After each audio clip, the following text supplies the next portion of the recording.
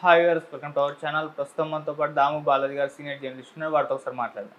So నమస్కారం sir. నమస్తే. Sir, Vijayashanti గారికి రీసెంట్‌గానే ఎమ్మెల్సీగా చేసేసారు. ఇప్పుడు రీసెంట్‌గా మళ్ళీ ఇంకో న్యూస్ ఏంటంటే సార్, ఆమెని మినిస్టర్ చేసి క్యాబినెట్‌లోకి కూడా తీసుకోబోతున్నారు. అది కూడా హోమ్ మినిస్టర్ ఇవ్వబోతున్నారంటూ కూడా వార్తలైతే వినిపిస్తున్నాయి సార్. మరి నిజంగా విజయశాంతి గారిని హోమ్ మినిస్టర్ ఇవ్వబోతున్నారా? ఏం జరగబోతుందంటారు సార్ విజయశాంతి విషయంలో? కాంగ్రెస్ ముందు నుంచి కూడా కొన్ని అంటే విచిత్రాలు కాంగ్రెస్ పార్టీలో జరుగుతుంటాయి. హ్మ్. సో అలాంటి విచిత్రాలు ఏంటంటే ఇప్పుడు విజయశాంతి హోమ్ మినిస్టర్ అనే వార్త వస్తుంది. నిజానికి విజయశాంతి గత కొంతకాలంగా పెద్ద యాక్టివ్గా ఏమీ లేదు కాంగ్రెస్లో కూడా. సడన్గా ఆమెను ఎమ్మెల్సీ చేశారు. నిజానికి ఇప్పుడు ఎమ్మెల్యే దీంట్లో 5 ఎమ్మెల్సీలు ఉంటే అందులో కాంగ్రెస్కి 3 వచ్చాయి. అద్దంకి దయాకర్, శంకర్ నాయక్ అండ్ విజయశాంతి. నెల్లకంటి సత్యం సిపిఐ కోటాలో ఆయనకి ఇచ్చారు. ఇక దాసోజు శ్రవణేమో బీఆర్ఎస్. ఈ 5 మంది కూడా ఏకగ్రీవంగా ఎన్నికైపోయారు, పోటీ లేదు. సరే, అది బాగానే ఉంది. దీంతోనే అసలు ఈమెకి ఎమ్మెల్సీ ఇవ్వడమే ఒక షాక్ అయ్యారు చాలామంది. విజయశాంతికి ఎమ్మెల్సీ ఇస్తారని ఎవరు కూడా ఊహించలేదు. ఆమె అయితే ఢిల్లీకి వెళ్ళి ట్రై చేసుకోవడం అవన్నీ చేసింది, కానీ ఎవరు అనుకోలేదు. కానీ కాంగ్రెస్ ఇదేంటంటే చెప్తున్నది ఏంటంటే, ఇక్కడ మీనాక్షి నటరాజన్ కొత్తగా తెలంగాణ ఇన్ఛార్జిగా వచ్చిన తర్వాత చాలా మార్పులు చోటు చేసుకుంటున్నాయి. రేవంత్ రెడ్డిని కొంత చెక్ పెట్టే కార్యక్రమం జరుగుతుంది. ఇంకా మిగతా వాళ్ళని యాక్టివ్ చేసుకోవడం, ముఖ్యంగా ప్రో క్యాడర్గా పార్టీని కార్యకర్తల పార్టీగా నిర్మించడం, కింది స్థాయి నాయకుల్ని, కింది స్థాయి పార్టీ కార్యకర్తలకి ఇంపార్టెన్స్ ఇవ్వడం, ఇది ఒక కంట్రోల్ లేకి తీసుకురావడం. అట్లాగే కాంగ్రెస్లో ఎప్పటి నుంచో పనిచేస్తూ కాంగ్రెస్ వాదులుగా ఉంటున్న అనేక మందికి ఇంపార్టెన్స్ ఇవ్వడం, అట్లాగే మహిళలకు పెద్దపీట వేయడం, బీసీలు, మహిళలు, అలా ఈ కొన్ని సమీకరణాలు మారాలి అన్న దృష్టితో. ఎందుకంటే కాంగ్రెస్ అంత ఈజీగా ఏమీ ఇక్కడ సునాయాసంగా గెలవలేదు. చాలా ఏదో ఒక 4 సీట్లు ఎక్స్ట్రా వచ్చే తప్ప పెద్దగా ఏమీ లేదు ఇక్కడ. సో రెండోది, ఎంపీ దీంట్లో బీజేపీతో ఈక్వల్గా వచ్చింది తప్ప బీజేపీని డామినేట్ చేసేమీ పెంచుకోలేదు. సో కాంగ్రెస్కి ఏంటంటే ఇటు బీఆర్ఎస్తో థ్రెట్ ఉంది, ఇటు బీజేపీతో కూడా థ్రెట్ ఉంది. ఇక్కడ ఏంటంటే 3 ముక్కలాట, డబుల్ ఇది కాదు, ఇద్దరే లేరు. కాబట్టి కాంగ్రెస్ చాలా ఒళ్ళు దగ్గర పెట్టుకొని పనిచేయాల్సిన అవసరం ఉంటుంది. ఎందుకంటే గత 10 ఏళ్లలో బీఆర్ఎస్కి వచ్చిన వ్యతిరేక ఓటు, అంటే నెగిటివ్ ఓటు వల్లే కాంగ్రెస్ వచ్చింది తప్ప కాంగ్రెస్కి పాజిటివ్ ఓటు అనేది చాలా తక్కువ.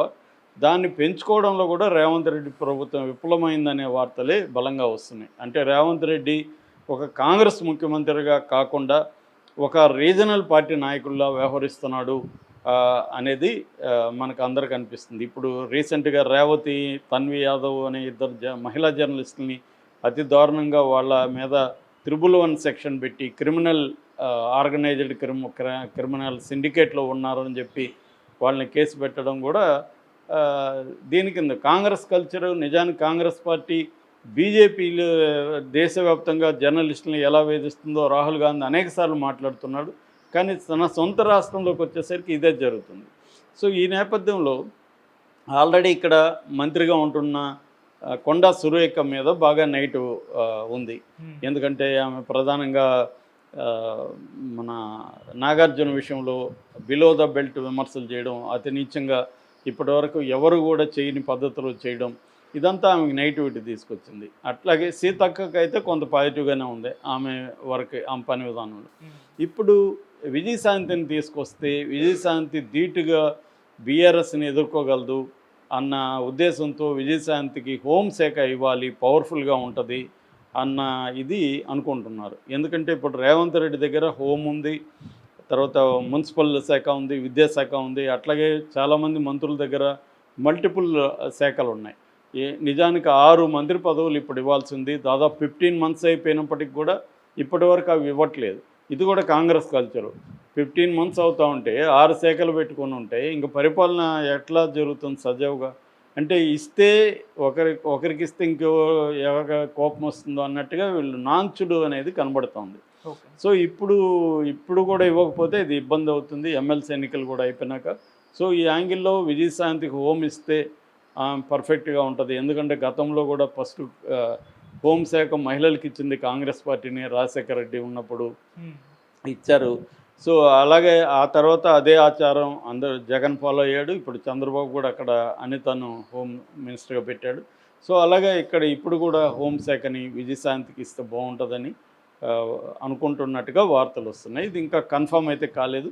ఇప్పుడు రేవంత్ రెడ్డి కూడా ఢిల్లీకి వెళ్ళాడు. సో ఏం జరుగుతుందనేది చూడాలి. అయితే విజయశాంతి ఇది చూసుకున్నప్పుడు మనకి ఆమెకి ఇప్పుడు 58 ఏళ్ళు, దాదాపు 40 ఏళ్ళుగా ఆమె సినిమా ఇండస్ట్రీలో ఎక్స్పీరియన్స్ ఉంది ఆమెకి. 1981లో కల్లుక్కుల్లియరం అంటే రాయిలో తేమ, రాతిలో తేమ అనే తమిళ సినిమాలో ఆమె ఆరంగేట్రం చేసింది. దాని తర్వాత ప్రతిఘటనతో ఆమెకు పెద్ద బ్రేక్ వచ్చింది. అక్కడ నుంచి మనం లేడీ సూపర్ స్టార్ అనేది ఇండియాలో ఈమెకే వచ్చింది. లేడీ అమితాబ్ బచ్చన్ అని కానీ, లేడీ సూపర్ స్టార్ కానీ, కర్తవ్యం లాంటి సినిమాలతో విజయశాంతి ఏ స్థాయిలోకి వెళ్ళిందో మనం చూసాం. ఆ తర్వాత ఆమె 98లో రాజకీయాల్లోకి వచ్చింది. 98లో బీజేపీలో చేరింది. అప్పుడు బీజేపీ తరఫున ఇది చేసింది, జయలలిత తరఫున తర్వాత క్యాంపెయిన్ చేసింది. 98 నుంచి 2005 వరకు అంటే 7 ఏళ్ల పాటు బీజేపీలో ఉండింది. ఆ తర్వాత 2005లో తల్లి కాంగ్రెస్ పార్టీ అని మళ్ళీ ఒక పార్టీ పెట్టింది ఈమె. సో అక్కడి నుంచి 2009 వరకు 4 ఏళ్ళు పార్టీని నడిపింది. తర్వాత మళ్ళీ బీఆర్ఎస్లోకి వచ్చేసింది. 2009లో బీఆర్ఎస్లో మెదక్ నుంచి పోటీ చేసి ఎంపీగా గెలిచింది. అప్పుడు కేసీఆర్ ఈమె అన్నా చెల్లెల్లాగా ఒక డ్రామా చేసేవాళ్ళు. సో ఆయన నా చెల్లంటే ఈయన అన్న అని ఇలా నడిచింది కొద్ది రోజులు. దాని తర్వాత 2009లో నుంచి ఆమె 5 ఇయర్స్ ఉండింది. 2014 వరకు. మళ్ళీ 2014లో కాంగ్రెస్ పార్టీలో చేరింది. 2020 వరకు ఉండింది. మళ్ళీ 2020లో మళ్ళీ బీజేపీలోకి వచ్చింది.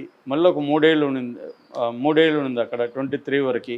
మళ్ళీ 23లో కాంగ్రెస్లోకి వచ్చింది. అంటే ఆమె ఎన్ని పార్టీలు మారిందో చూడొచ్చు. బీజేపీ ఉంది, బీజేపీ నుంచి మళ్ళీ తల్లి కాంగ్రెస్, మళ్ళీ తల్లి కాంగ్రెస్ నుంచి బీఆర్ఎస్ నుంచి మళ్ళీ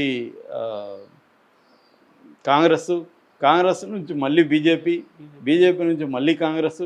ఇలా ఆమె ఒక్క స్టాండర్డ్గా ఒక దగ్గర ఉండడం అనేది మనం చూడట్లేదు.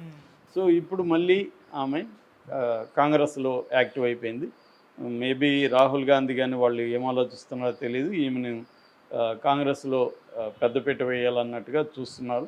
నిజానికి ఈమె ప్రజల్లో ఎంత పట్టుందనేది ఎప్పుడూ డౌటే. ఎందుకంటే ఆమె గట్టిగా ప్రజల్లో నిలబడి ఉద్యమాలు చేయడం అవి కనబడలేదు. ఆమె సినీ గ్లామర్తో నెట్టుకొస్తుంది తప్ప ప్రజల్లో ఆమెకి గ్రాస్ రూట్ లెవెల్లో పనిచేసిన ఎక్స్పీరియన్స్ కానీ పనిచేయడం కానీ తక్కువే. కాకపోతే ఇప్పుడు వాళ్ళ ప్లాన్ ఏంటంటే ఈమె ఆల్రెడీ బీఆర్ఎస్లో పనిచేసింది, బీజేపీలో పనిచేసింది కాబట్టి వాళ్ళని ఎలా ఎదుర్కోవాలనేది ఈమెకి బాగా తెలుసుంటుంది. రెండోది ఈమెకు కొంత ఫైర్ బ్రాండ్ లాగా మాట్లాడుతుంది. ఇవన్నీ ఉన్నాయి. కానీ నాకైతే ఆమె ఉపన్యాసం అట్రాక్ట్ చేసే విధంగా ఇప్పుడు ఏం అనిపించలేదు. నిజానికి సినిమాలో ఆమె హీరోయిన్గా చాలామంది ఇష్టపడేవాళ్ళు కూడా రాజకీయంగా, ఎందుకంటే ఆమె వాయిస్ డబ్బింగ్ సినిమాల్లో ఆమె వాయిస్ ఎప్పుడు సూట్ కాదు. ఆమె వాయిస్ డబ్బింగ్ కాబట్టి అది పవర్ఫుల్గా అనిపిస్తుంది. బయట వచ్చి ఆమె మాట్లాడేసరికి ఏంటి ఈ వాయిస్ ఇలాగ ఉంది, మనం ఇన్ని రోజులు ఈ వాయిస్నైనా ఏమైనా లవ్ చేసాము అన్న వాళ్ళు చాలామంది ఉన్నారు కాంగ్రెస్లో. ఏదేమైనా ఈమె రోల్ ఎలా ఉంటుంది, మన రేవంత్ రెడ్డికి ఒక చెక్ పెట్టే విధంగా వ్యవహరిస్తూ ఉందా అధిష్టానం అన్న ఇదైతే వస్తుంది. ఎందుకంటే దాదాపు 40 సార్లు ఆయన ఢిల్లీ వెళ్ళినా ఈ మధ్యకాలంలో రాహుల్ గాంధీతో ఈయన ఫోటోలు రాలేదు, రాహుల్ గాంధీ అపాయింట్మెంట్ ఇవ్వలేదని విమర్శలు వస్తున్నాయి.